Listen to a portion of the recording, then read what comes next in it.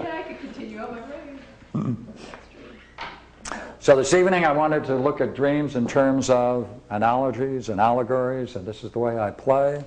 Therefore, to the degree to which you play with analogies and play with metaphors and similes and allegories, I think that's the proper way to prepare yourself for understanding dreams and playing the game of watching the function of the dream master.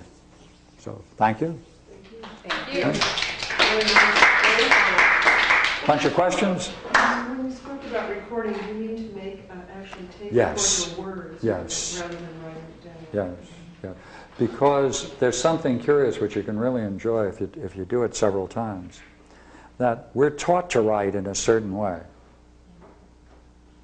Like we've been taught where to put the subject and where to put the verb and all of this other stuff grammatically. We've been taught that over and over. So part of the way in which we'll organize our material is by writing it in a certain way, and unconsciously those rules take over. But if you wake up in the middle of the night and just flip on a tape recorder, then out will come a different kind of image and a different kind of order, much, much, much richer. And much more personally interesting, I assure you. But that has to be seen. You have to try it several times so you can see it. You've added to, then you can transcribe, you can listen to the tape and transcribe off the tape. Mm-hmm. And also, very often, states of mind you can pick up in a tape recording, because the way in which you're recording it has a certain emotional quality, and you can pick that up as well, which may not be as secure when you're recalling it in words. I do this a lot. I drive my car and I'm not paying attention. I'm taking my eyes off the road, and sometimes when I come back, I go, "Wow, is this driving roulette or what?" So there's a negative expression here. It's sort of like maybe I don't believe that I'm capable of driving, even though I am driving. Am I, because of the negativity here, am I asking for an accident to prove that I can't drive? Tune in tonight. Well, this wasn't my dream, but this was... I know. Yeah, that's the real world. Wouldn't it be interesting to find out? Okay, Then you'll get the drama that's associated with the allegory, around which all of the action and all the symbols and metaphors and similes take place. Is there a proper way of setting it up to it? Yes. Think about it for a few minutes? Yes. Wake up and turn on the recording. No, you see, you don't need it. You don't need anything, which is why I like this way of approaching. I mean, all it needs is appreciation. The more you get involved in it, the easier it is to remember your dreams. And the easier it is to remember your dreams, the more often you're going to turn on that machine. The more often you turn on that machine, the more you see in dreams.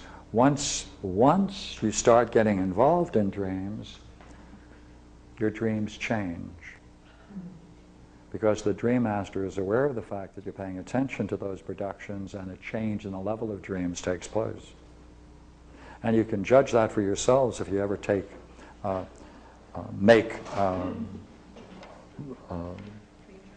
say, look at dreams you've had a couple of years ago compared to the ones you're having when you're consciously doing this method, and you'll see the difference. If you're lucky enough to have that. Some people keep records. I've read about Carl Jung's dreams, and they've always seemed so literate, so intelligent. And my dreams I've always thought were so pedestrian, and I realize now they're really not. I mean, if you really do go into it, you can find something out of something apparently done. I'm always Absolutely. driving, Absolutely. driving or flying.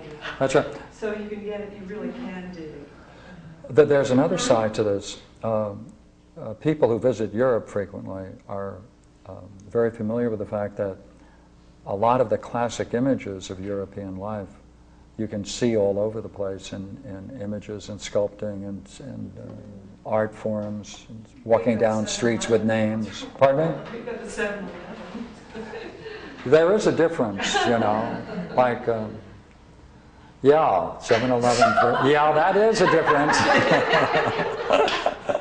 Are you saying that's why Jung's dreams were more elaborate? You see, whatever environment you're in, your dream master is going to use to fabricate your dreams. And also he had studied myth for years and years since he was a kid. So But I thought the same thing. I thought, why are his dreams so So. No, what's interesting though, if you deal with a European who has one of these mythological dreams, very often when you start looking at it the way we're looking at it, it will have a parallel very similar to the one that we found in your dream. The person's in the dream who's like watching the dream, who's usually doing something, is that the dream master? Tip your hat. If I understand what you said.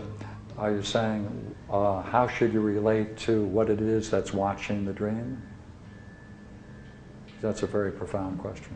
Yeah, well, I had a dream, and when I went back and started looking at it, I realized that, hey, that was me that I was watching. Yeah. But who's that that's watching? Yeah. If you get that sense that you're watching the dream, then that same sense can be found in your waking world, and therefore you too are now becoming a witness of the world about you. And that's quite important, because now you have to turn around and ask, what's the watcher? All right, what is that watcher? What is it? Because he's pretty intelligent, you know, or she or it. Right? The watcher knows immediately whatever it sees, recognizes immediately. Right? Whatever language you know, it knows immediately. Right? Ever drive down the highway and try to look at the advertisements, billboards without reading them? Try that the next time you're driving. But if it doesn't miss anything.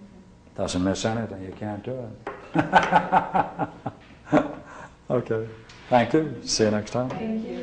Pleasure.